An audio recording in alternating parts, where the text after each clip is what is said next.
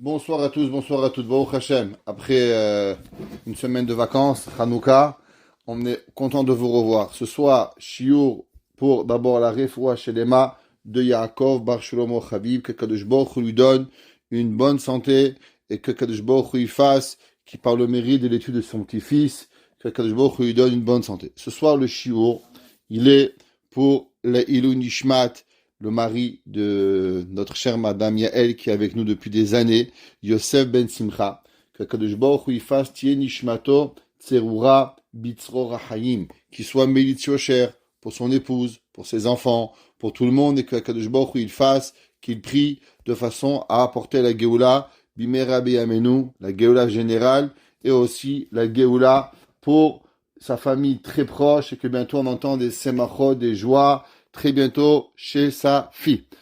La journée aujourd'hui d'études, a été sponsorée par monsieur Asher Mesod, Leilou Nishmat Asher Mesod Ben Rahma, que Kadosh Baruch Hu il fasse, Tiye Nishmato Tserura Bitzror HaChaim, et que Kadosh Baruch Hu il fasse, que de où il est dans le Gan Eden, aujourd'hui c'est sa Nahala, monsieur Abidbol, qui prie pour ses enfants, pour sa femme, pour sa fille, et que tous ensemble ils ont Be'ezrat Hashem, que je leur donne, Shefa Beracha Behatzlacha Bechol, Ma'aseh qui était un homme de chesed, un homme de bonté, que Kadosh Baruch Hu il fasse que par son mérite, nous aussi, nous sommes remplis de bonté, et que notre cœur, il devienne doux, et qu'il enlève cette pierre que nous avons à la place du cœur, comme c'est marqué dans le verset.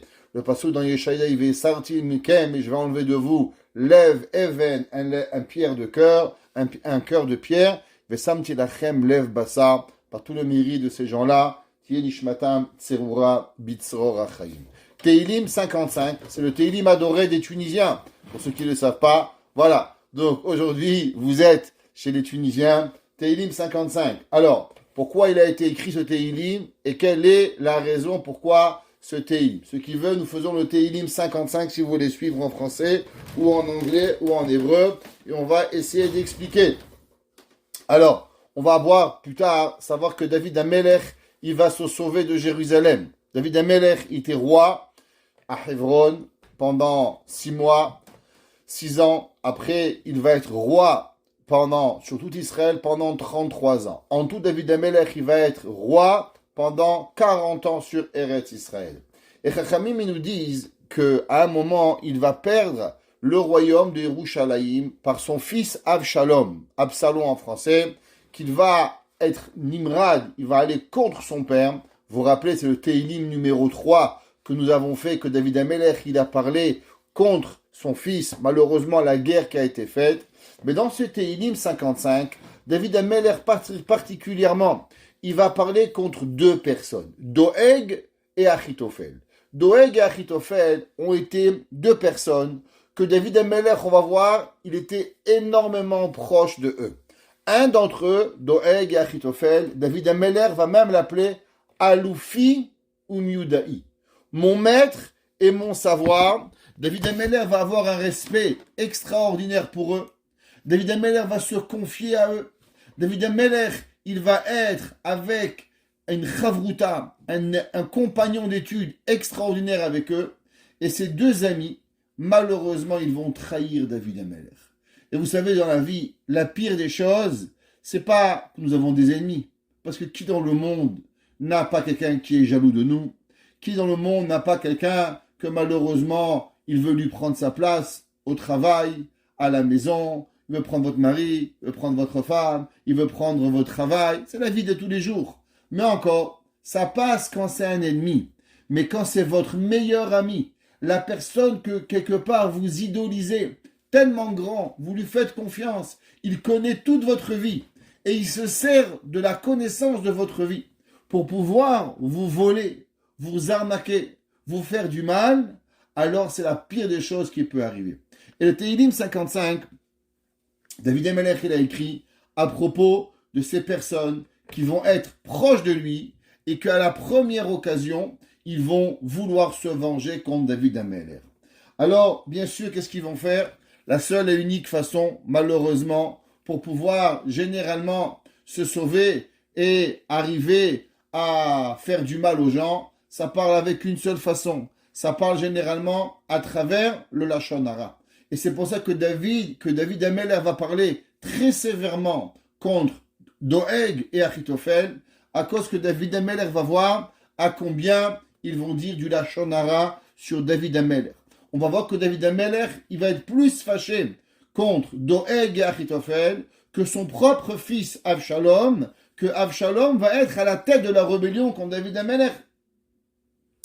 Et on va voir qu'il va les maudire, et que David Ameler, il va maudire de tout son cœur Doeg et Achitophel. Et Chachamim disent pourquoi David Ameler, il va maudire Doeg et Achitophel, à cause que David Ameler, il va vouloir que le monde entier, il va se rappeler comment un homme il doit se comporter. On sait que David Ameler, il représente le roi, le royaume, la malchoute.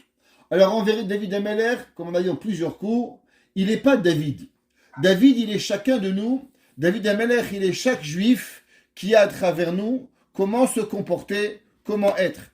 Et David Ameler, il a compris la douleur, la peine de chaque personne que son ennemi, il va lui tourner le dos. Alors David Ameler, pour que jamais un homme, il a l'intention de faire ce que Doeg et Achitophel, ils ont fait, de se venger contre leur ami, alors il va les maudire. Chachamim nous disent, pourquoi on dit ce Tehillim 55, et quel est le remède de Tehillim 55. Il dit que tout celui que souvent, on peut être par exemple dans une cour, où il y a certaines personnes qui essayent de ne pas avoir la halakha, ne pas avoir le jugement. Pourquoi? Je vais vous expliquer. Ça arrive dans la vie que deux personnes ne s'entendent pas sur quelque chose. Alors qu'est-ce qu'on fait? La Torah nous enseigne, il y a monsieur A, monsieur B, madame A, monsieur B, madame B, c'est pas important. Ils ont une différence entre eux. Qu'est-ce qu'on fait? On va voir un Rav, on va voir un Bédin, on explique sa différence, et le Rav, le Bédin, la cour rabbinique, elle va trancher d'après les lois de la Torah, à savoir si c'est bien, qui a raison, une troisième opinion, et ainsi de suite. Ça, c'est pas interdit. Mais le problème, il est ce que souvent, quand il y a un des deux partis qui essaye de s'assurer, malheureusement, que la cour rabbinique, elle ne va pas juger droitement, elle ne va pas juger favorablement à la halakha, elle va mentir, elle va essayer d'apporter des fausses preuves. Alors il nous dit Chachamim que celui qui voit qu'il est en cour rabbinique ou même en cour chez les nations goy, et il y a une personne qui essaye de faire que la cour, elle va aller en sa faveur contre cette personne, pas parce qu'il a raison, mais à cause qu'il essaie de manigancer la loi de son côté, alors qu'ils disent 13 fois ce Tehillim 55, et à chaque fois, il dira une petite prière, et il demandera que Akadosh Baruch Hu, il fasse que la justice, elle soit droite. Ça veut dire que, bien sûr, aller dans une cour, c'est bien et c'est important, et je vous rappelle qu'il est formellement interdit à un juif d'aller à la cour Goy s'il n'y a pas eu au préalablement une cour de Torah qui a autorisé d'aller chez les Goïm, mais sinon il est complètement assourd. Le Shulchan Aruch nous enseigne que tout celui qui va à la cour non-juive, alors automatiquement il aimait faire Torah Israël. Il enlève de lui et il blasphème la Torah d'Akadosh Baruch Hu. C'est complètement assourd et on n'a pas le droit de faire cela. Alors allons voir et allons commencer un petit peu ce Tehillim, pourquoi il a été écrit et qu'est-ce qu'il a fait. Plus ou moins, je vous ai déjà mentionné la raison du pourquoi, mais on va le voir avec les Midrashim, à savoir qu'est-ce qui s'est passé avant qu'on rentre dans l'explication profonde de chaque verset des Tehillim. Alors, comme on a dit que David Amelech, il s'est sauvé de Jérusalem quand son fils Avshalom s'est nommé roi. Et il faut savoir qu'au moment de la rebelle de Avshalom, Yerushalayim est tombé très rapidement dans la main de Avshalom, et quelque part il y avait eu une envie de jeunesse, une envie, les gens voulaient que Avshalom prenne le royaume de se mettre avec Avshalom et se rebeller contre David. Et la majorité de la nation, il faut savoir, c'était une malédiction de Dieu, à cause que David Amelech était parti avec Bathsheba, alors Akadosh Baruch Hu a changé le cœur des gens, et la majorité des gens de Jérusalem, la capitale d'Israël, est parti avec David, avec Avshalom, et s'est rebellé contre David. Maintenant, David Amelech, il faut savoir, qu'il est un très très très grand guerrier, et David Amelech, la Gemara nous raconte, et le Midrash, que David pouvait tuer à lui tout seul, avec son épée, 400 personnes par jour. C'est David Amel, je ne sais pas si vous savez, vous imaginez ce que ça représente, tuer 400 personnes avec l'épée. On ne parle pas de tirer à la mitraillette, ça c'est pas compliqué, on met une bombe, on tue même 100 000 personnes. On prend de se battre du corps à corps avec 400 personnes, fallait être un homme, un très grand guerrier. David Amelech a eu devant lui un grand dilemme, à savoir, est-ce que je vais affronter les hommes de mon fils? Et à un moment, on va devoir affronter David et Absalom, vont devoir faire un duel, et qu'un père va tuer son fils, ou que le fils va tuer son père. David Amelech, de la peur que Chasvé Shalom, il va devoir tuer son propre fils pour pouvoir récupérer son royaume, ou bien que son fils Absalom va devoir tuer son père pour lui prendre le royaume, alors David Amelech, il va se sauver de Jérusalem. David Amelech va refuser. Vous savez, souvent dans la vie, il y a des gens qui pensent que la fuite, elle est une faiblesse. Dans la Torah, beaucoup de fois, souvent même, la fuite est un signe de grandeur. Dans la Torah, celui qui refuse l'affrontement entre deux personnes n'est pas vu comme un perdant, n'est pas vu comme ils appellent ça en anglais, un loser, mais plutôt un homme qui est chacham, un homme qui a la sagesse et qui comprend qu'est-ce que ça veut dire la perte. J'avais un jour un ami à moi qui est un grand karatéka et il m'avait raconté qu'il avait été en amitié avec un des grands champions de karaté européen. Et dans ce moment-là, il y avait dans un supermarché et il y avait un monsieur qui les avait embêtés. Alors le monsieur, il a dit, le karatéka, il a dit, allez viens, on rentre à la maison. Il dit, mais tu es le champion d'Europe, pourquoi tu lui casses pas la tête?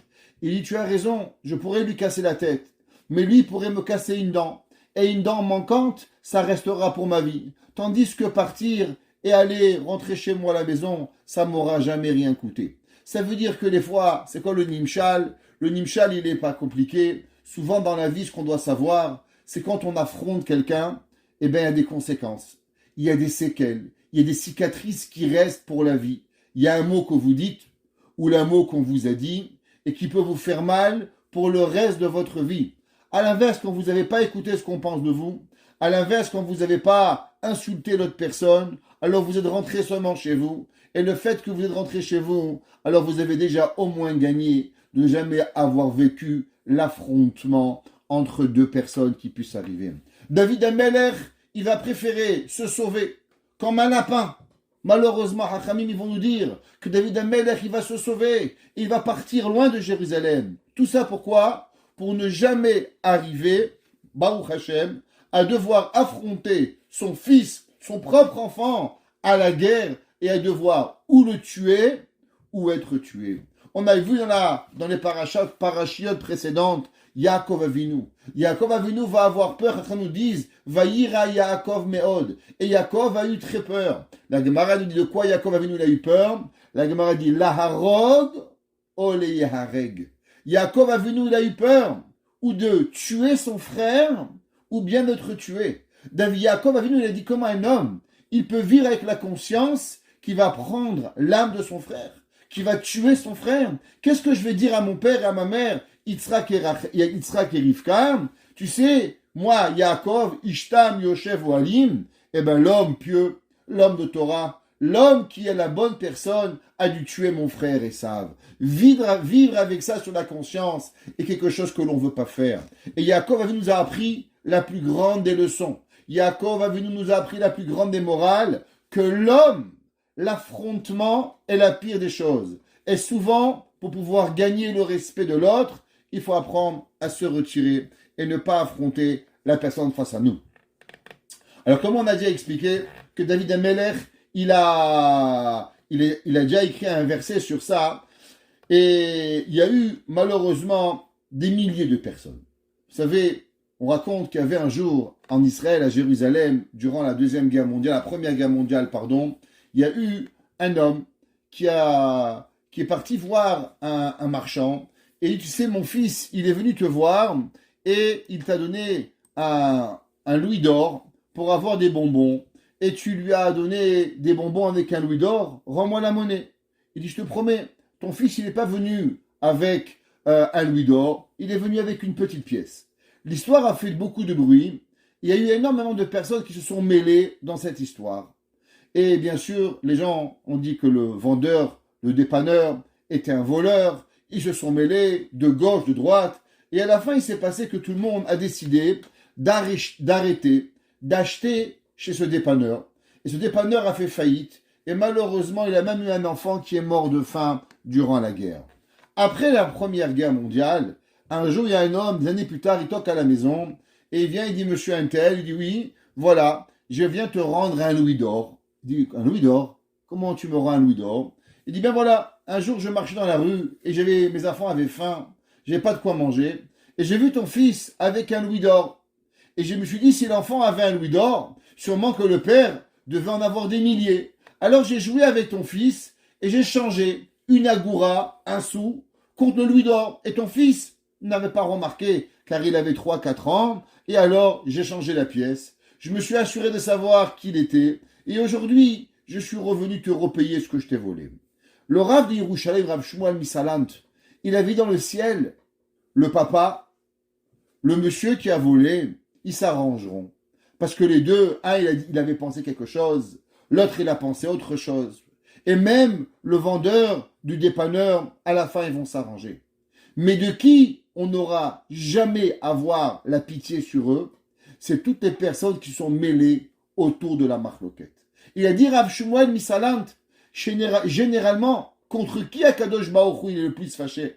Pas contre monsieur A et pas contre monsieur B, mais contre des personnes qui se sont mêlées de la discussion entre A et B. A, il a pensé que B lui a volé. B, il pense qu'il n'a pas volé A. Et véritablement, ni A avait volé, ni B avait été volé. Seulement, il y avait une troisième personne qui s'appelait C, qui avait volé A, et qui avait fait croire que B l'avait volé. Donc tout le monde avait raison ici. Il en reste que malheureusement, David Ameller va être fâché contre toutes les personnes qui vont se mêler de cette discorde entre Avshalom et David Ameller. Et David Ameller ici, il va parler très fortement et très difficilement contre les personnes qui vont être avec Avshalom. Et bien sûr, contre une personne qui s'appelait Achitophel. Achitophel est un homme sage, grand, et David Ameller, il était non seulement, il le respectait, mais David Ameller, on sait que Achitophel, chaque fois que David Ameller, il allait en guerre, chez qui David Ameller, il allait demander quoi faire, comment faire, un Baala Etza. Qu'est-ce que ça veut dire un Baala Etza? Il y a des gens qui ont un don divin. Et généralement, ce don divin, il vient comment? À travers la crainte de Dieu.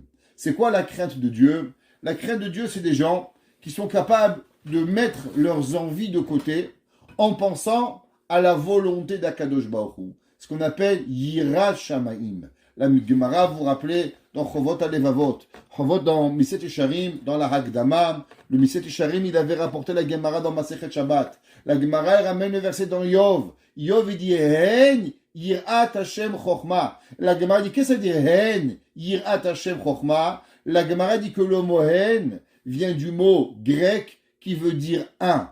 Un, Yira, qui a qu'une seule sagesse, la sagesse c'est la crainte de Dieu. Hen, Yirat Hashem Chochma, qui a qu'une seule chose dans la vie, c'est la crainte d'Akadosh Baruch Hu.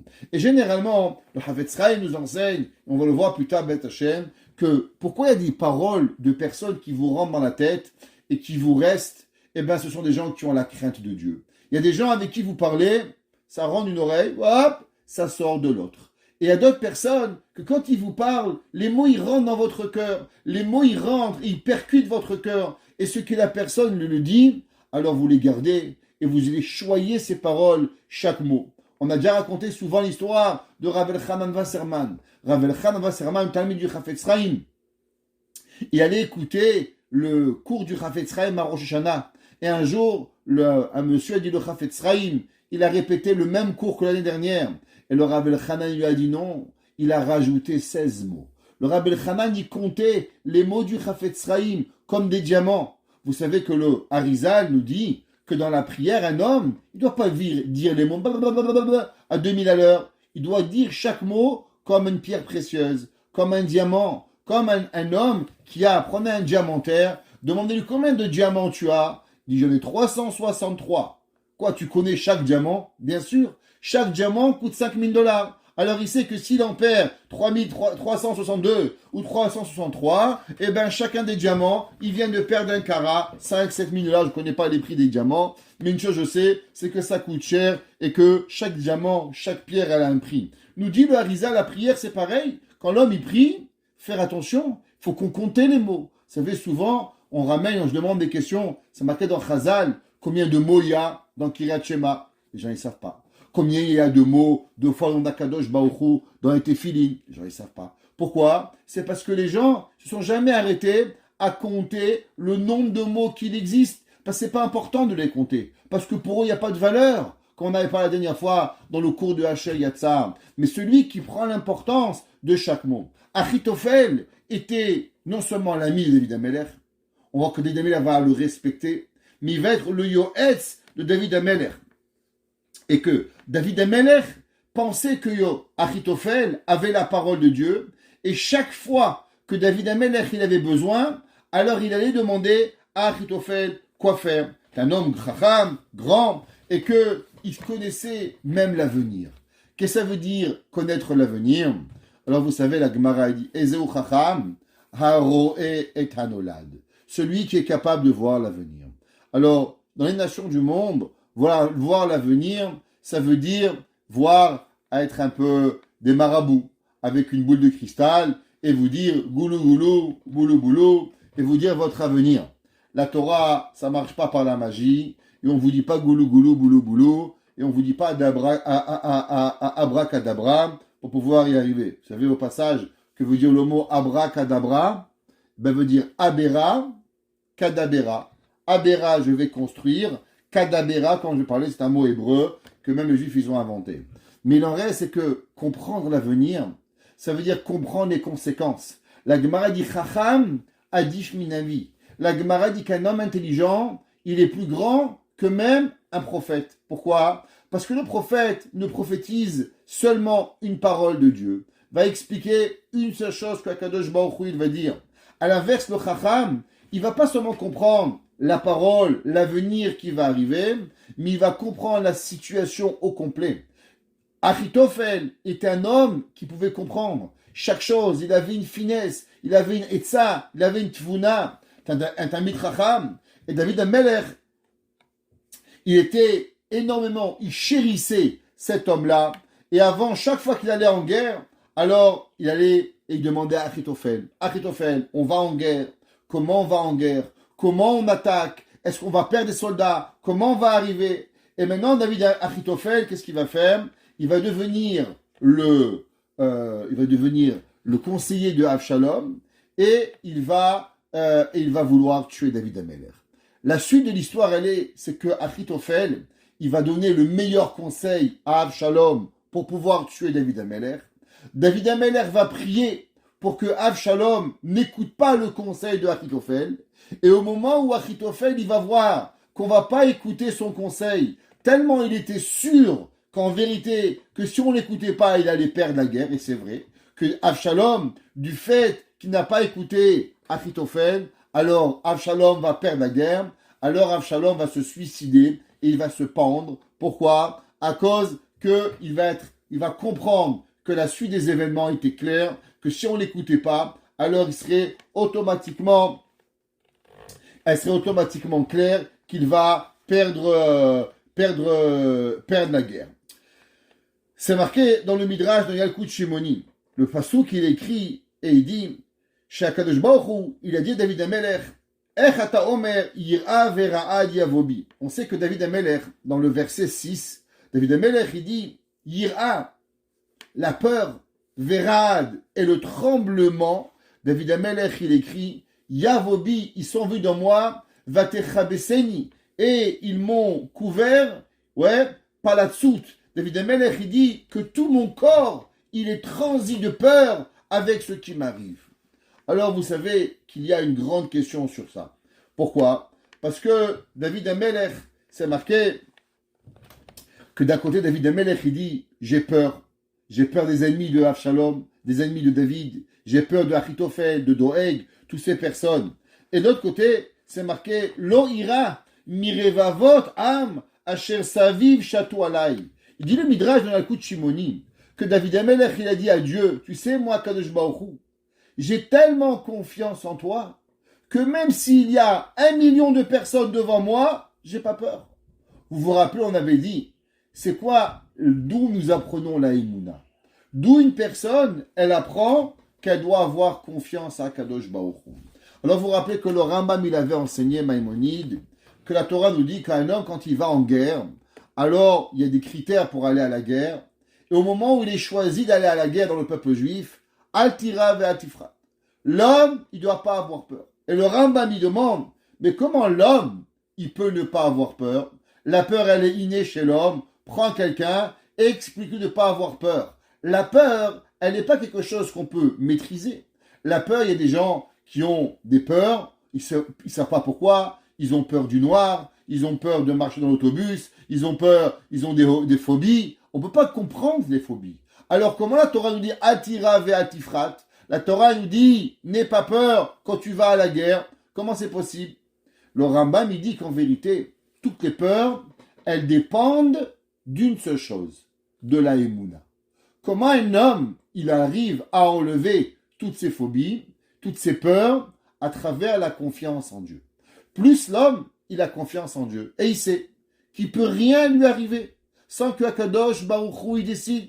Un homme, il n'y a pas un cheveu qui tombe de sa tête. Il n'y a pas une pierre qui lui fait mal aux pieds. Il n'y a pas un caillou qui rentre dans sa chaussure. Et il n'y a pas une place de parking qui se libère. Ou bien que vous tournez 15 fois autour du poteau pour le trouver. Si c'est pas qu'il y a un ratson d'Akadosh Baruch Hu. David Amelech, il dit, moi, David, j'ai peur de rien.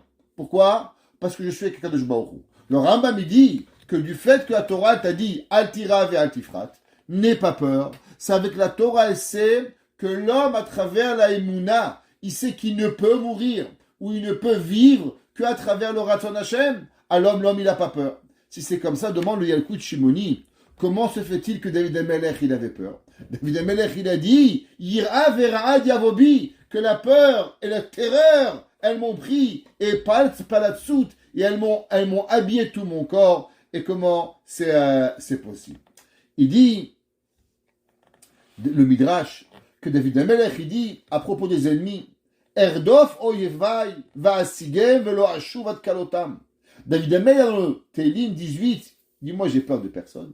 Il dit, moi je prends mon épée, et je cours de mes ennemis, et je les tue tous, et je ne reviens seulement quand je leur ai fait tous la peau. Parce que moi je sais que je me bats pas pour moi, je me bats pour Dieu. Alors pourquoi David Amelech, il avait peur? Ouais, alors, il dit, le Yalkut Shimoni, écoutez cela. Il dit, Yalkut Shimoni, David Amelech, il dit, vous avez raison. Des ennemis, j'ai pas peur. Des gens qui me haïssent, je suis prêt à aller, mes ennemis, l'Iran, l'Irak, les Palestiniens, on n'a pas peur d'eux.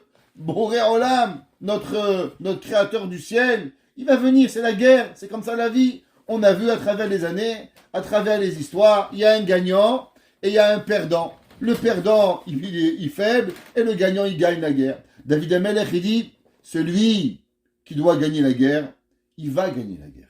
Donc automatiquement, il y a Kadosh Baruch Hu qui décide à chacun d'entre nous qui c'est qui gagne et qui c'est qui perd. Seulement, il nous dit David Amelech, vous savez de qui j'ai le plus peur? Ce sont de mes amis. Quand un homme, il se fait trahir par ses amis, alors là, il doit avoir peur. Il dit le Yalkut Shimoni, Arkoze, Kesharodfim et Haoivim Sheli. Quand l'homme, il a des ennemis, j'ai pas de problème, je leur fais la guerre, j'ai pas de problème d'arriver et de me battre contre mes ennemis. Mais quand il vient que mon meilleur ami que j'ai chouchouté, que j'ai aimé, il se rebelle contre moi, alors j'ai peur. Et David Amelech, il rajoute et il dit, et vous savez de qui il faut avoir encore plus peur? Quand votre ami, il est un homme de Torah. Quand un homme de Torah, alors il a un mazal supplémentaire. Et quand le mazal de cet homme de Torah, alors lui, Béhémet, il faut avoir peur, il faut avoir même très peur. Alors il dit David Amelech, même quand il y a des millions de personnes qui viennent, je n'ai aucune peur. Mais quand il vient, que ça vient de notre propre nation, de nos propres frères, des gens que nous avons aimés, alors peut-être que lui, il a un mérite.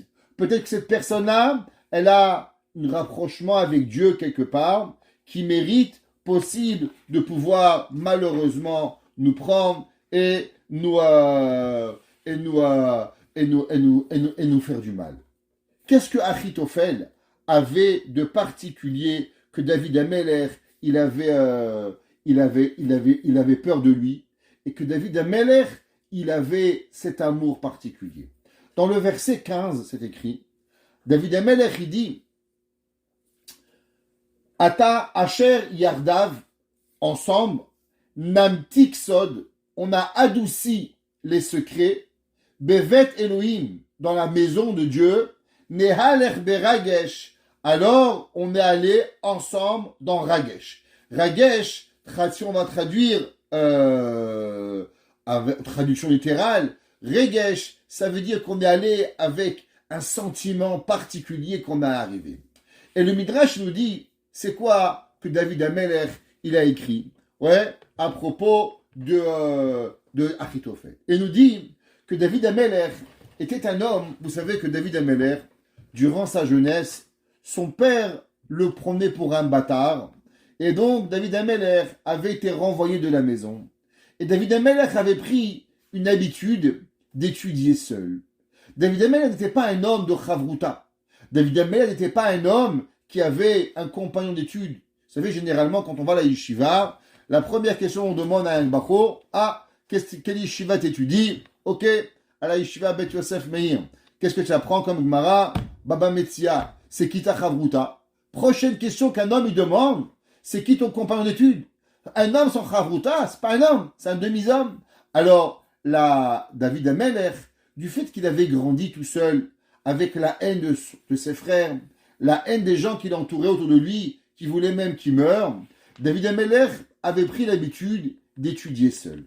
La Gemara nous enseigne, c'est marqué dans Pirkei Avot, c'est marqué dans Gemara dans Masechet Brachot, la Gemara nous dit que, vous savez, il y a un livre dans le ciel qui s'appelle le livre Sefer HaZichronot. Vous vous rappelez dans l'histoire de Mordechai et Esther, il y avait au moment où Achashverosh n'arrivait pas à dormir, alors il a demandé qu'on amène le livre des souvenirs, d'Ivrei Hayamim, le livre où Akadosh Baruch Hu, le roi, il va écrire toutes les belles choses qui lui arrivent, et que le jour où il veut donner des bontés aux hommes, alors il écrit. Et dans celui, qu'est-ce qu'il avait écrit? Que Mordechai avait sauvé la vie à Achashverosh, et c'est là que Achashverosh a voulu récompenser à Mordechai, et grâce à ça, l'histoire elle s'est changée. La Gemara nous dit pareil, que la Kadosh Baruch Hu, il a Sefer HaZichronot. Il a un livre où il écrit les plus belles choses. Et qu'est-ce qu'il écrit dans ce livre? Il écrit les gens qui étudient ensemble. Comme nous ce soir, on est en train d'étudier ensemble Baruch Hashem. Alors, non seulement on a le mérite d'avoir la Torah, parce que Veigata Boyoma Valayla, on a le mérite d'apprendre la Torah. Dieu nous donne une récompense pour cela. Mais non seulement ça, nous avons aussi la chance d'être écrit dans le livre des souvenirs. Alors, Gemara dit qu'un homme, même s'il étudie seul, s'il a le mérite d'étudier la Torah, mais il n'est pas écrit dans le livre des souvenirs s'il n'est pas en Chavruta. Et le Midrash nous enseigne que David Ameler, il étudiait seul. Alors il est venu le voir, Achitophel, et il lui a dit, David Ameler, toi le grand Rav, le grand Chacham, l'homme qui a Kadosh Baruch Hu est avec lui à chaque moment, l'homme où la halacha, elle est tout le temps avec David, comme dit la Gemara dans Masechet Sanhedrin, tu étudies tout seul. Il dit, tu sais, mon fils David, mon ami David, l'homme s'il veut avoir la hatzlacha, il ne peut pas avoir de réussite profonde seulement s'il apprend avec un compagnon. Pourquoi? Parce que quand l'homme étudie tout seul, qui c'est qui va lui dire non? Tu parles, peut-être que tu es dans les champs, dans les patates, tu sais pas qu'est-ce qu'il y a. Vous savez pourquoi, si vous avez déjà remarqué, quelle différence il y a entre une librairie, un endroit, une bibliothèque juive, et une bibliothèque chez les nations du monde. Dans les nations du monde, la bibliothèque, ça parle pas. C'est la mort. Vous vous demandez si c'est pas un cimetière. Vous allez à la yeshiva, vous avez mal à la tête. Tellement tout le monde crie, non, t'as raison, non, t'as tort, La Gemara nous dit que la yeshiva, c'est du feu. Ceux qui sont déjà venus voir la chance dans une yeshiva, ils vont voir que c'est du feu. Pourquoi? Parce que chez les nations du monde, alors, ils ne sont pas intéressés à ce que l'autre y pense. Ils sont intéressés à ce que eux ils pensent. La Torah, c'est pas ça. La Torah, c'est pas intéressant ce que toi tu penses, et c'est encore moins intéressant ce que moi je pense. On est en train de savoir et de découvrir qu'est-ce que Dieu y pense. Donc, puisque les deux ils sont là pour pouvoir réfléchir qu'est-ce que Dieu y pense, alors il faut un qui dit A, l'autre il dit B, l'autre il dit C, l'autre il dit D, et les deux ils se bagarrent jusqu'à pour pouvoir sortir à la fin la vérité qui va arriver sur Akadosh Baruch Hu. La Gemara nous dit Chavruta omituta. Un homme, il a le choix ou du compagnon d'études ou de la mort. Rabbi Yochanan, le grand maître Rabbi Yochanan, qui a vécu 400 ans, à la fin, il va prier pour qu'il meure, à cause que sa Chavruta, son compagnon d'études, son binôme, il va mourir. Et il va dire que l'homme ne peut exister et ne peut coexister dans ce monde seulement à travers une Chavruta. Si l'homme, il n'en a pas, alors vaut mieux qu'il meure. Chavruta omituta.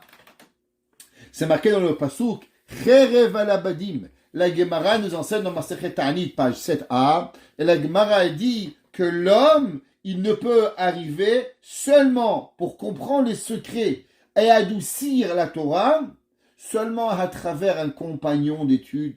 Et sinon, il ne peut pas arriver. Alors ça, c'est la première halakha que Achitophel avait appris à David Amelech. Et David Amelech, tu veux arriver à comprendre les secrets de la Torah, alors tu dois avoir un compagnon d'études. Et David Amelech, c'est quelque chose pour lui qu'aujourd'hui, personne pourrait imaginer d'étudier seul. C'est déjà devenu une habitude dans le monde de la Torah. Mais à l'époque, qui sait qui avait créé ce concept, c'était Achitophel. Et David Amelech avait un amour pour que Achitophel lui avait ouvert la tête et lui avait fait comprendre des secrets profonds qu'il n'aurait pu jamais comprendre si ce n'était qu'il avait appris en Chavruta. La deuxième chose que on sait que David Amelech, il a appris de Achitophel. Vous savez que le roi, c'est pas comme nous. Vous savez, aujourd'hui, on pense les rois, Monsieur Charles III, ouais, miskin, il n'y avait rien à faire pour lui, ils n'ont pas trouvé un travail à lui donner, alors ils l'ont nommé roi. Il a dit, tu vas être le roi, et celui qui a perdu est devenu le roi. Ok, Baruch Hashem. Mais qu'est-ce qu'il a comme roi? Il n'y a rien. D'après la Torah, un roi, toute sa vie, elle est dirigée par la Torah. Comment il mange, comment il boit, comment il va au coiffeur. Vous savez que le roi, il oublie le coiffeur chaque jour. Chaque jour, le roi, il doit aller au coiffeur. Pas le droit d'avoir un cheveu qui dépasse. Le roi, il ne peut pas marcher tout seul. Le roi, il doit marcher avec le prophète. Le roi, il doit marcher avec le Navi. Le roi, il doit marcher avec le Avbedin. Le roi, toute sa vie, elle est dirigée par la Torah. Et une des choses que le roi, il doit avoir, c'est que le roi, il doit toujours marcher la tête haute. Malgré que d'après la halakha, vous savez qu'il est normalement interdit de marcher la tête haute. Pourquoi? Parce que c'est un signe d'orgueil. L'homme, il ne peut pas marcher comme ça. Tu n'es pas le parrain Al Pacino, mon frère. Ouais, tu es quoi? Tu es un homme, tu es rien du tout. Il faut se rappeler qu'il y a Kadosh Baruch Hu. Baruch Ata Hashem, Zokef Kefufim. Si c'est pas Kadosh Baruch Hu qui lève les gens, l'homme il s'effondrait par terre. Qu'est-ce que l'homme il est? L'homme il est FS Fasim. L'homme il est le zéro des zéros. Il nous a interdit. Shulchan Aruch, halakha, un homme n'a pas le droit de marcher la tête trop haute plus que Arba Amot. La seule et unique personne qui avait le droit de marcher avec la tête haute, c'était le Melech. Pourquoi? Le roi. À cause que le roi, il représente le peuple juif. Comme il est représentant du peuple juif, et il est quelque part le représentant de Dieu dans ce monde, alors automatiquement, il marche avec la tête droite. Mais vous savez comment le roi, il apprenait l'humilité? Parce qu'un homme qui marche la tête trop haute, eh ben malheureusement, il va apprendre la gava. Alors comment on faisait pour apprendre au roi l'humilité? Eh ben la Gemara nous enseigne que le roi, quand il commençait la Shemona Esrei, les prières, il commençait Baruch Ata Hashem, il a baissé la tête, et il devait rester avec la tête abaissée durant toute la Shemona Esrei jusqu'à la fin. Du fait que le roi, durant sa journée, il avait la tête plus élevée, alors durant la prière, il devait avoir la tête encore plus abaissée. Le roi, il avait un Sefer Torah dans sa main à chaque moment, un livre de Torah, un livre qui devait représenter toutes les lois que la Torah nous disait qu'à chaque moment de sa vie, il devait regarder pour apprendre Yirat Shamayim. Alors David Amelech, il accomplissait cette halakha et il marchait avec la tête droite. Un jour, Achitophel, son ami, il a vu David Amelech rentrer au Beth Midrash. Et David Ameller, comment tu rentres au Beth Midrash? Il dit, mais je rentre comme le roi. Il dit, mais tu as oublié que chez un roi, il ne peut pas y avoir un autre roi. Tu rentres dans la maison de Dieu et tu rentres avec la tête droite. C'est vrai, toute la raison pourquoi toi, tu as la tête droite, c'est parce que tu représentes Dieu dans ce monde. Mais quand tu rentres à la yeshiva, quand tu rentres au kollel, quand tu rentres à la Beth Knesset, dans les endroits d'études, dans les prières, à l'endroit où on fait la tefila, alors l'homme, il a obligé d'abaisser la tête. Il doit, même le Meller, même le roi, il a l'obligation d'abaisser sa tête pour pouvoir honorer Akadosh Baruch Hu. Et que il lui a dit d'Achitophel, comment un homme peut avoir de l'orgueil devant Akadosh Baruch Hu? L'homme, c'est vrai, il doit aller devant les humains avec la tête en l'air, mais devant Dieu avec la tête en bas. Et ça qu'il lui a dit, Elohim nehaler beregesh, on va rentrer dans Bevet Elohim, on va rentrer dans la maison de Dieu avec cette peur, avec ce sentiment qu'on rentre chez Akadosh Baruch Hu. Et ces deux halachot, David Amelia dans le verset 14, il écrit, il dit, Ve'ata enosh, et toi l'homme, ke'eriki, comme l'homme, ouais, que même que moi je suis Meler, ouais, je me suis pas considéré comme toi, comme un Meler. David Ameler, il dit à Achitophel, comme qui je t'ai comparé, et là je t'ai comparé comme Aloufi ou Miudaï. Je t'ai comparé à mon maître et mon enseignant. Pourquoi il lui a appris? La Gemara nous apprend d'ici une halakha, que si on a un maître de Torah, chacun de nous, Baruch Hashem, nous avons des maîtres dans Am Israël, dans le peuple juif, il y a des guidolim, des grands, des sages de Torah. Quand ils viennent, il faut se lever. La Gemara dit, d'où est-ce que tu sais que tu dois donner le kavod à ton maître? La Gemara dit, regarde, si déjà David Ameler, le roi d'Israël, la halakha était tout le temps comme lui, et pourtant il ne va apprendre de Achitophel que ces deux halachot. La première halakha que Achitophel apprend à David, la halakha que David, il doit apprendre Bechavruta. La deuxième, elle est que David, il doit baisser la tête au moment qu'on rentre à la synagogue. David Amelech, il a appelé Aloufi ou Miudaï, mon maître vénéré et mon savoir. Un homme qui a un maître, à combien il lui doit de l'honneur et à combien il doit du kavod. David Amelech, il respectait cet homme qui était incroyable. Alors, vous savez que c'est marqué dans le verset ici que on doit aller à la synagogue Beregesh. Alors, c'est quoi Beregesh? Alors, Chachamim nous enseigne quelque chose d'incroyable. Vous savez, généralement, les gens, ils aiment bien aller à la synagogue. Alors, pour qu'ils puissent aller à la synagogue, il y a quelques conditions que les gens, ils aiment aller. Faut pas qu'il fasse trop chaud. Faut pas qu'il fasse trop froid. Faut pas qu'il pleuve. Faut pas qu'il y ait trop de nuit. Il faut être une température top. Mais si la température, elle n'est pas extraordinaire, alors ils y vont pas. Les vieux juifs, ils disaient, qu'est-ce que ça veut dire que David Amelech, il dit, Bevet Elohim, à la maison de Dieu, Nehalech, on va aller, Beregesh. Il dit, qu'est-ce que ça veut dire, Beregesh? Il dit que même si l'homme, bête, c'est pour nous apprendre Barad. C'est quoi Barad? La grêle. Même un homme, s'il grêle, il fait froid, on va pas à la synagogue. Non, même s'il y a de la grêle, vas-y. Resh, Rouach. Souvent, quand il y a du vent, l'homme, il dit, c'est trop venteux. À Marseille, il y a du Mistral. Alors les gens, c'est Mistral aujourd'hui, on va pas. Parce qu'ils ne vont pas avec le Mistral, ils vont pas aller à la synagogue jamais de leur vie. Toute leur vie, elle est du Mistral. Montréal, 300 jours par an, on a du vent. Si un homme, il dirait pas à la synagogue parce qu'il y a c'est venteux, comme ils disent au Québec, alors on n'ira jamais. Ça, c'est Resh, c'est Rouach. Gimel, Geshem. Imaginez-vous, à Londres, un homme, il dirait, moi, je vais pas à la synagogue sans pluie. Quand il pleut, il va pas aller. Il pleut 320 jours par an. Ça veut dire qu'il va aller quoi, 60 jours par an à la synagogue? Gimel, c'est pour Geshem. Et le Shin, c'est quoi? C'est pour Sheleg, la neige. Même chez nous au Canada, quand on est tempête de neige, en plein hiver, des fois, il neige pas toute la semaine. Il nous arrive le vendredi soir, qu'on reçoit. On reçoit une claque de neige, Baruch Hashem, bien comme il faut. Alors on dit à Kadosh Baruch Hu, Bevet Elohim Nehalech. Nous, on va aller à la synagogue, Beregesh, Bet, s'il y a la grêle, Barad, Resh, Rouar, du vent, Gimel, Geshem, de la pluie, et Shei, et Shin pour Shelei. Dans tous les cas, l'homme, il doit aller que la personne, il doit aller prier à Kadosh Baruch Hu pour pouvoir y arriver et avoir ce qu'il doit faire.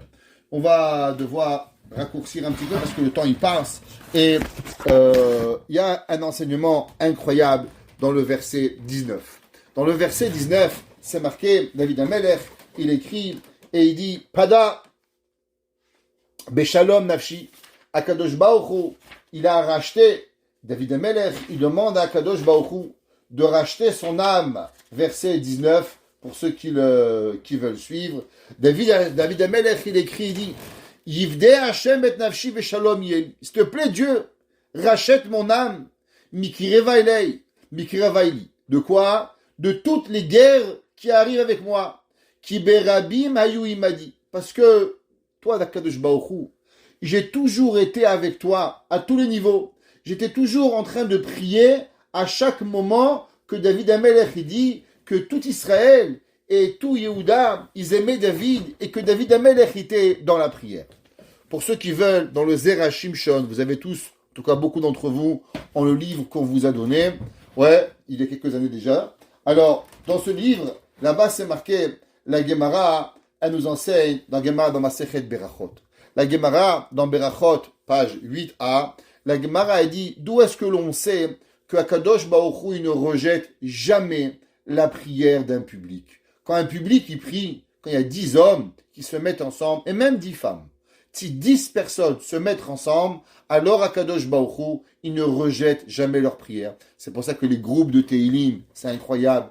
Vous savez, ça me manque, et je pense que ça manque à Montréal, quand on se mettait avant, au début du cours, on finissait le Teilim. Vous vous rappelez, pour ceux qui se rappellent des cours, il y a une dizaine d'années, on était tous ensemble, et on avait le cours. Et Madame Dayan nous apportait le gâteau à la banane, que nous avons beaucoup mangé, Baruch Hashem, ou le gâteau au chocolat, et le café de Madame Dahan. Et on avait aussi le Teilim. On faisait ce Teilim, on partageait le Teilim entier, et on lisait tous les Sefer de Teilim. Et on commençait le cours avec un Teilim au complet. David Amelech, la Gemara, a dit que Akadosh Baruch Hu, jamais il va rejeter la prière de toutes les personnes qui prient. Vous savez, j'ai écouté quelque chose d'incroyable, magnifique, que je pense que ça vaut de l'or en barre. J'ai été dans un mariage, et dans ce mariage, j'ai vu qu'est-ce que ça représentait les pleurs d'une maman. Et une maman, elle avait un fils que malheureusement avait quitté le chemin de la Torah, et cette maman, elle n'a jamais lâché prise. Elle priait pour lui, il était avec une goya, il devait se marier. La maman, rien. Elle a continué. Et Baruch Hashem, les années sont passées, et il est revenu à la Torah, Shomer Shabbat, marié avec une fille de chez nous, Baruch Hashem, magnifique. Et ce jour-là, dans le mariage, j'ai dit, aujourd'hui, j'ai la preuve devant moi du résultat d'une pleure d'une maman. Parce que cette maman-là, elle n'a pas lâché. Elle n'a jamais dit, allez, ça suffit. Elle priait. À la fin, Hachem, il a payé. Et alors, bien sûr, on est entre rabbinim. Qu'est-ce qu'on fait quand on se voit entre rabbins? On parle de Torah. Et j'ai lâché mon cœur avec mon ami, un rave. J'ai dit, voilà, aujourd'hui, je vois ici la présence divine, la prière d'une maman. Si j'aurais pu prendre le micro et dire un mot, j'aurais dit une seule chose. Mesdames et messieurs, si vous voulez voir c'est quoi la prière d'une maman, c'est ce mariage. Je n'ai pas voulu le faire pour pas gêner le khatan et la kala, mais en vérité, je pense que j'aurais fait en 2 minutes plus d'impact que tous les discours qui ont été donnés, parce que je ne sais pas ce qu'ils ont servi. Mais ça, c'est une réalité. Et là-bas, il y avait un Rav, il m'a dit, Rav Kremizi, laisse-moi te raconter quelque chose que j'ai entendu. Je dis oui. Il m'a dit, tu sais, il y avait, après la Deuxième Guerre mondiale, de 1945 jusqu'à peu près, allons, 85, il y a une chose qui était incroyable. Il y a eu au peuple juif pratiquement aucun enfant qui est sorti du chemin de la Torah. Vous savez, aujourd'hui, on a une machala, on a une maladie terrible dans le monde, Israël, le Canada, l'Amérique, le monde entier. Des enfants qui viennent de parents religieux, de parents qui viennent de bonnes maisons, et que malheureusement, ils quittent la Torah. Avant-guerre, il y avait la Haskalah. Avant, en France, en Tunisie, au Maroc, on a eu aussi toutes les époques qui ont fait que la Torah, les enfants ont quitté la Torah. Qu'est-ce qui s'est passé que de 1945 à environ 1985, ce phénomène des enfants qui quitte la Torah n'a pas existé. Ça n'existait pas. Quand j'étais jeune, je crois que j'ai connu un enfant qui avait quitté la Torah, un seul.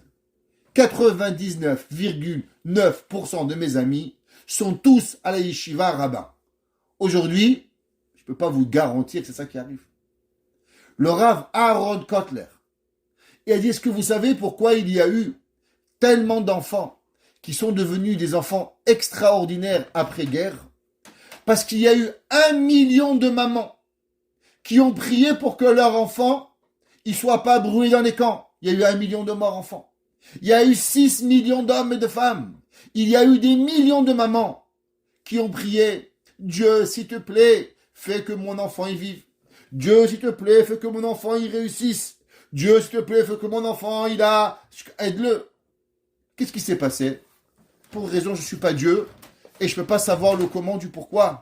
Mais Akadosh Baruch Hu a décidé quelque part de prendre ses enfants. Celui qui veut comprendre, il a qu'à m'expliquer, mais moi je ne suis pas intéressé à comprendre, parce que c'est la main de Dieu. Et il a dit, le Rav Aaron Kotler, elles sont passées où ces millions de brachot, ces millions de prières? Il a dit, Rav Aaron Kotler, toutes ces prières, elles ont sauvé une génération complète de sortir les Tarbout Ra'a. C'est pour ça qu'après-guerre, on a vu le peuple juif se rebâtir d'une façon vertigineuse. Hatzlacha, Parnassa, santé, un pays. On a fait en 70 ans un pays, ce que le Canada, en 400 ans, ils n'ont pas encore compris comment ça marche. Vous allez au Canada, il y a des endroits où il n'y a pas d'électricité. Il y a des endroits où il n'y a pas d'eau potable. En Israël, il n'y a pas un endroit où il n'y a pas d'eau potable. Et je suis passionniste. Il n'y a pas un endroit où on n'a pas créé des choses extraordinaires. Pourquoi? Il a dit le Rav Aaron Kotler, à cause des prières des millions de mamans. Et la Gemara dit, là on apprend l'importance de la prière qui est arrivée. Et il ramène la Gemara, c'est marqué Pada Beshalom Nafshi, que David Amelech il a écrit que Akadosh Baruch Hu, tu as racheté et tu rachètes mon âme en paix, mais Mikeravli, ouais, de ce qui est proche, Kiberabi Mayui Madi, car j'ai été proche. Et la Gemara nous dit, Ama Akadosh Baruch Hu, Kol haosek batorah ubegmaot chasedim umitpalel im hatzibur ma'aleh alav keilu pedani li ulibni miben haumot haolam. La Gemara dit de là on apprend qu'en vérité qu'est-ce qu'il faut? Il faut étudier la Torah, il faut faire de la bonté et il faut prier. Et la Gemara dit que tout celui qui fait les trois choses, Torah, Gemul Chasadim et Tefila, alors Akadosh Baruch Hu, c'est comme si qu'il a racheté le peuple juif de tous ses malheurs. Le Shevet HaLevi, le Rav Shmuel HaLevi Vosner, il explique et il dit la chose suivante. Il ramène le même verset, la même Gemara. La Gemara dit que là, Osek Batorah, ou Begimut Chasadim, ou il pèle Tzibour, alors comme si qu'il a racheté Akadosh Baruch Hu. Et là, il explique et il dit, Ve'eloulé de mistapina, Sheomran imatzibur kae al elu. Il dit de quoi ça parle ceux qui font avec le tzibour. Il dit qu'en vérité l'homme, il doit être avec Kadosh Baruch Hu dans ces trois. Et il doit toujours être avec Dieu. Et il doit toujours associer à Kadosh Baruch Hu. Et il dit, c'est marqué dans le Shira Ma'alot, qu'on connaît, tout le monde connaît le verset, le chapitre 130, Shir HaMa'alot, le cantique élevé, Mima'amakim, des profondeurs, Karati Hashem, je t'ai appelé à Kadosh Baruch Hu. Et la question, elle est, ce Teilim, il est écrit au singulier, Shir HaMa'alot, c'est pas marqué Shirim. Pourquoi David Amelech, il a dit Mima'amakim, des profondeurs? David Amelech, il aurait dû dire Mi'emek, Shir HaMa'alot, Mi'emek, de la profondeur, Karati Hashem, je t'ai appelé à Kadosh Baruch Hu. Nous dit le Rav Shevet HaLevi, au nom de son papa. Il dit, est-ce que vous savez quelle est la prière qui va passer en premier chez Dieu? Il dit quelque chose d'extraordinaire. Il dit, vous savez, on vient un pays au Québec un peu sous-développé, où quand vous voulez un rendez-vous chez un médecin, non, en 2018, vous appelez pour avoir un rendez-vous en 2026. Ok? Et là, je suis encore gentil. Il y a des gens qui encore, ils n'ont pas de médecin, on vous rappelle même pas. Alors vous essayez, qui c'est qui vous appelle, appelez tel médecin, qui vous met sur la liste. En tout cas, c'est un peu bizarre. Alors en un mot, on essaie d'avoir des passes droits. Et il dit le Shevet Halevi, comment une personne, quand elle prie, elle veut un passe droit? Imaginez-vous, vous êtes Dieu. Là, vous avez un Africain qui demande à manger. Vous avez un Chinois qui demande un travail. Vous avez un Canadien qui veut un toit. Vous avez un Français qui veut faire une grève. Vous avez... Chacun, il veut quelque chose. Et vous, vous êtes Dieu. Comment vous allez faire pour gérer toutes ces demandes en même temps? Comment on va s'arranger?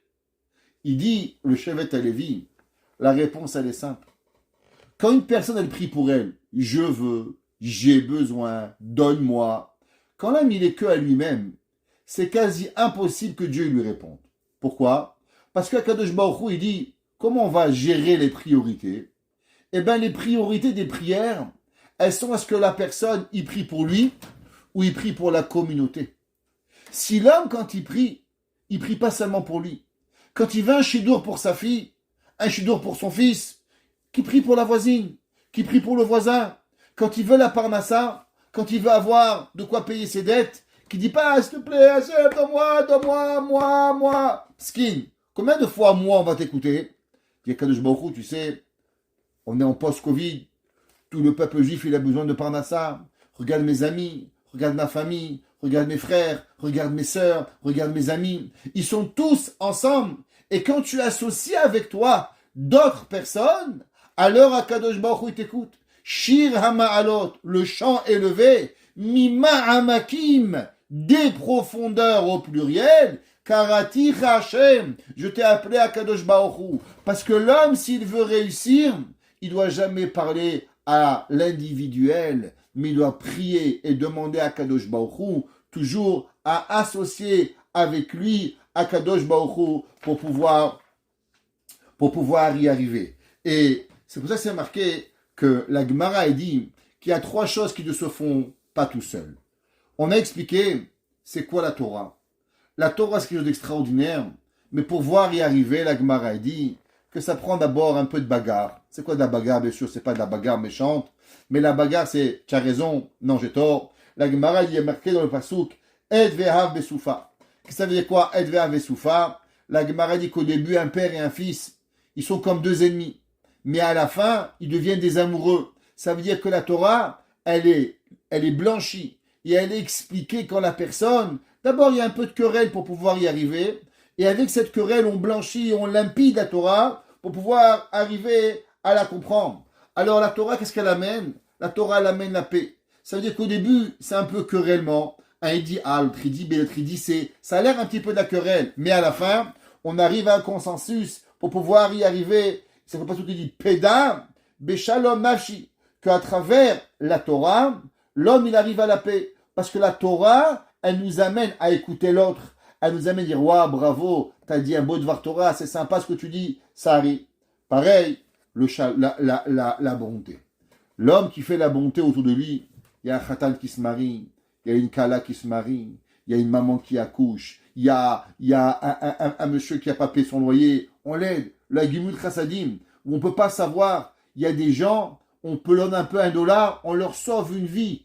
$1 dans la vie d'une personne, vous pensez $100, ça peut sauver des vies. Il y a des gens qui arrivent, des fois Dieu préserve, à des déprimes totales. On les prend, on leur trouve un travail, on achète un costume, une cravate, on leur fait un sourire, on leur paye un coiffeur, on peut leur sauver leur vie qui va arriver. La bonté, elle rajoute le shalom dans le paix, dans le monde. C'est marqué Peda Beshalom Davshi.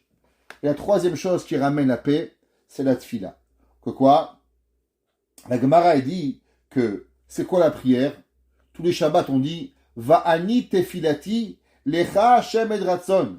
La Gemara dit c'est quand le moment où on prie Hashem et c'est un et ratson, c'est un moment qui arrive à Kadosh Baruch Hu. Et ben la Gemara dit que c'est au moment où Kadosh Baruch Hu il écoute la prière du Tzibour. Ça veut dire que Va'ani tefilati lecha Hashem et ratson. La Gemara dit c'est quoi Edratson? C'est quand tu arrives avec 10 personnes. En vérité, les gens, ils aimeraient tous ceux dans leur maison, avoir une synagogue pour eux, un rabbin pour eux, un Sefer Torah pour eux. Mais le bon Dieu a fait le plus beau cadeau. C'est qu'on doit être 10. alors on doit dire bonjour à 9 personnes. Et 9 personnes nous disent bonjour. Et 9 personnes nous sourient. Et on sourit à 9 personnes. Et on crée une communauté. On crée des amis. Donc il y a 3 choses qui amènent la paix. La Torah, parce qu'il faut être 2. La bonté, il faut être au moins 2 pour faire du bien. Et la prière, il faut être au moins 10. Et ça que le verset, il dit, Pada, Beshalom Nafshi. S'il te plaît, Akadosh Baruch rachète-moi avec ma paix pour pouvoir y aller. J'aimerais terminer avec vous, il reste encore quelques minutes, encore 1 minute, et je vous laisse, je sais qu'il est tard, avec un machal du Chafetz Chaim. Le Chafetz Chaim, il donne un machal extraordinaire, et il dit, c'est marqué dans le chapitre 55, Nouné, Pasuk Rav Gimel. Dans le Pasuk Rav Gimel, c'est marqué, Ashlach al Hashem, jette sur Akadosh Baruch Hu, Yahovcha, c'est ce que tu as, Ve'u yechal kelecha, et lui, il va te nourrir.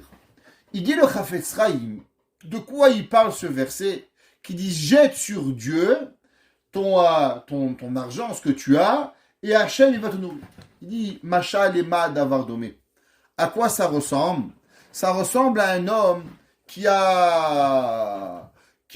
marche dans la rue, il a une belle voiture, et d'un coup, il voit un pauvre. Ça, à l'époque, ils avaient des charrettes. Alors, généralement, on marchait et on mettait les bagages et ce qu'on portait dans la charrette. Alors, le riche, il voit le pauvre, miskin, il a des paquets très lourds sur lui. Il dit, monsieur le pauvre, vous savez, ça ne va pas déranger la charrette si vous mettez vos affaires. Alors, le pauvre, il déverse 1 paquet, 2 paquets, 3 paquets, et il garde un petit paquet dans sa main. Alors, le riche, il lui dit, monsieur le pauvre, pourquoi vous mettez le petit paquet, vous le gardez dans votre main? Pourquoi vous ne le mettez pas dans la charrette? Alors, le pauvre, il dit, vous savez, monsieur, moi, je suis pauvre. Et comme je suis pauvre, je ne connais pas votre charrette. Et comme je ne connais pas votre charrette, j'ai peur que vous allez vous mettre mes affaires dans votre charrette. Et d'un coup, votre cheval, il va se sauver avec mes affaires. Et j'aurai plus de quoi manger. Alors, je garde au moins un petit sachet de quoi manger. Le riche, il lui dit, mais de quoi tu parles? Si tu n'as pas confiance en moi, alors ne mets rien. Parce que ton petit sac, il va te servir à quoi? Il dit le Chafetz Chaim, à quoi ça ressemble? Il y a un jour un homme, il rencontre une Kala. Alors, il rencontre cette Kala, il dit, nous, Kala, on va se marier, toi. Vous savez, à l'époque, il y avait ce qu'on appelait la dot. Et si les parents ne payaient pas la dot, alors les gens, ils ne voulaient pas se marier. Alors, il y avait un Khatan, il va rencontrer une Kala, un marié, il rencontre une mariée. Et là, il négocie avec le beau-père, 1000 roubles, 2000 roubles, je ne comprends pas comment ça marchait à l'époque. Ce n'était pas des vaches qu'on achetait, j'espère, c'est une femme. Alors, comment ça marchait? Il négociait. Alors, il négocie avec lui, et une belle dot, et il sort. En sortant, il voit son ami, et il dit, dis-moi, je ne comprends pas, comment tu as négocié? Il négociait 2000 roubles. Il dit, waouh, magnifique. Et ça te permet de vivre combien d'années 2000 roubles? Il lui dit, au moins 4 ans, là, tranquille. Les 4 premières années de ma vie, j'ai de quoi manger, 100%, tout va aller bien. Il dit, quel âge tu as? Il dit, moi, j'ai 20 ans. Il dit, ok. Donc, toi, tu as négocié de 20 ans à 24 ans. À quel âge tu vas mourir? 90 ans. Combien il te reste encore d'années pour pouvoir vivre? 66 ans. Les prochains 66 ans, comment tu manges? Il dit, mais je comprends pas, il n'y a pas un bon Dieu.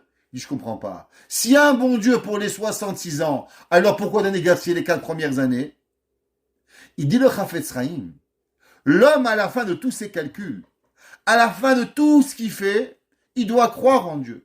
Parce qu'il n'y a personne qui peut te garantir à vivre 90 ans avec un salaire. Alors tu dis, je travaille. Comment il se gagne? 2000 euros. 1000 euros. Et comment tu manges? Bah, ça c'est 1000 euros, c'est Dieu. C'est moi. Le reste, c'est Dieu. Donc déjà dans ton équation, il y a Kadosh Baruch Hu. Dit le Chafetz Chaim, David Amelech, il dit, si déjà tu fais confiance à Dieu pour 66 ans, alors aussi fais-lui confiance pour les 70 ans. Pourquoi tu as essoré ton beau-père à lui prendre tout ce qu'il avait pour les prochains 4 ans?